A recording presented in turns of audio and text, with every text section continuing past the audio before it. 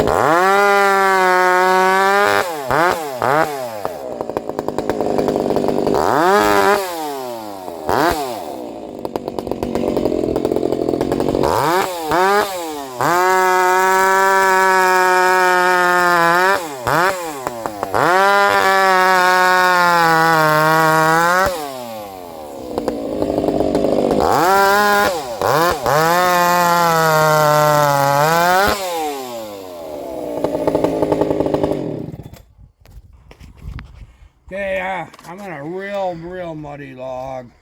I'm gonna run this till it gets dull, and then we'll grab the other saw.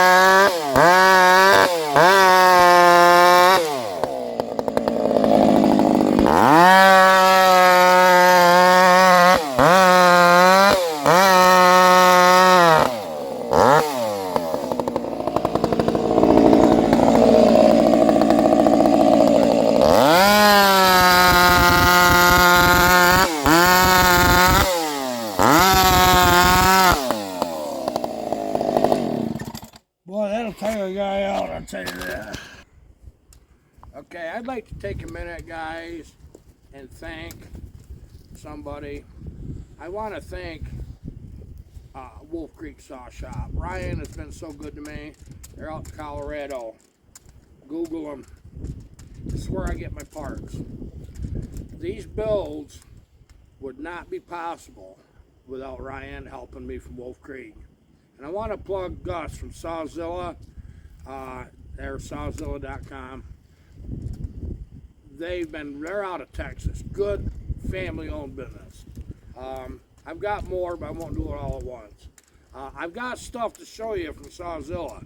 Okay, we got some giveaway stuff that we're gonna do, and you're gonna like it. But most importantly, I'd like to thank Tin Man for being my friend. Tin Man is a damn good porter.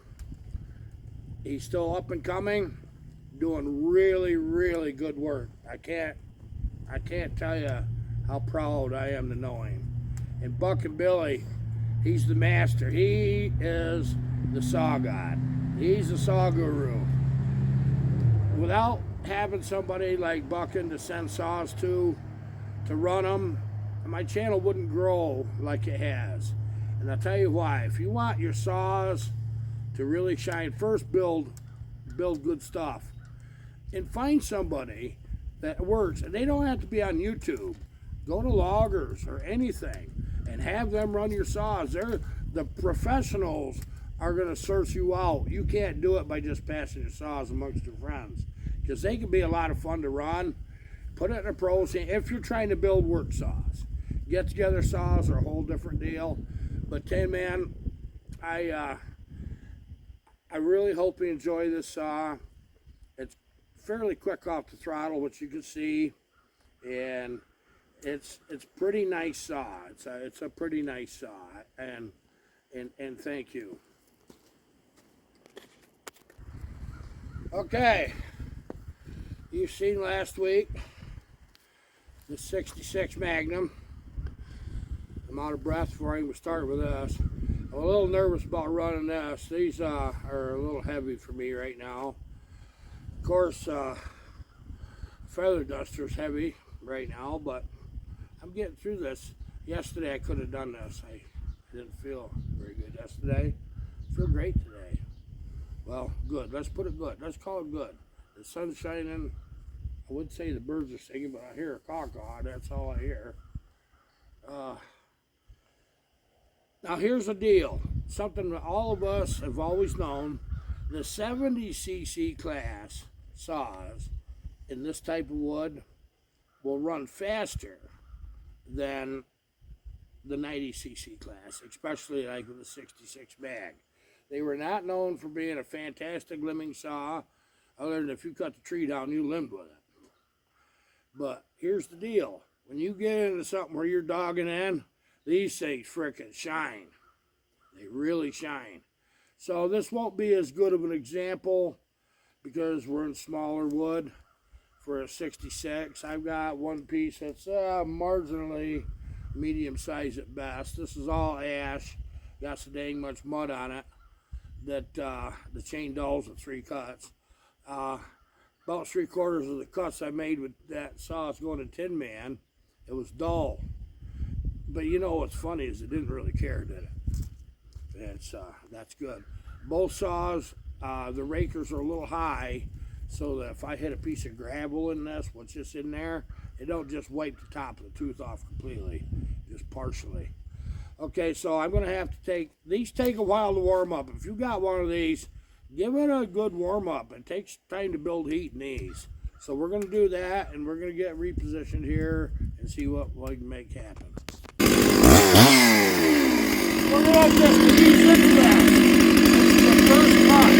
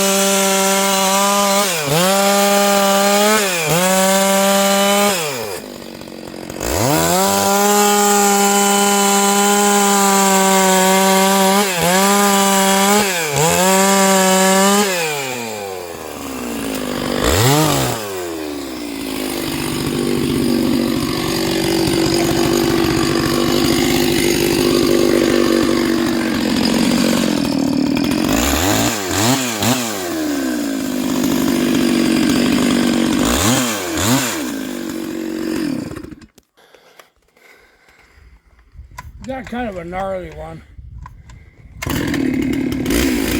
Nice and quiet, isn't it? No muffler on.